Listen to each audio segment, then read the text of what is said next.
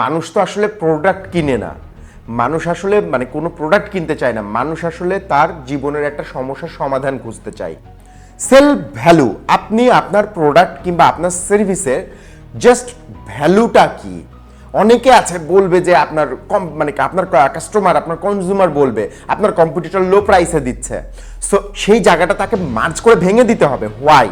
আপনার প্রোডাক্ট সে কেন নিবে, তখন আপনাকে তার সঙ্গে ভ্যালু নিয়ে আলোচনা করতে হবে। সো আপনি যদি ভ্যালু নিয়ে মানে আপনার প্রোডাক্টটা তার কোন সমস্যার সমাধান করছে, আপনার প্রোডাক্টে এক্সট্রা কি বেনিফিট আছে, আপনার প্রোডাক্টটা এক্সট্রা কি দিচ্ছে, আপনার প্রোডাক্টের ভিতরে মানে কোন জিনিসটা আছে যেটা খুব সুন্দরভাবে একটা প্রবলেম সলিউশন করে দিচ্ছে এবং দেখা যাচ্ছে যে মানে আপনার কম্পিটিটরের থেকে অনেক চমৎকারভাবে আপনার প্রোডাক্টটা কিভাবে তাকে মানে হেল্প করবে।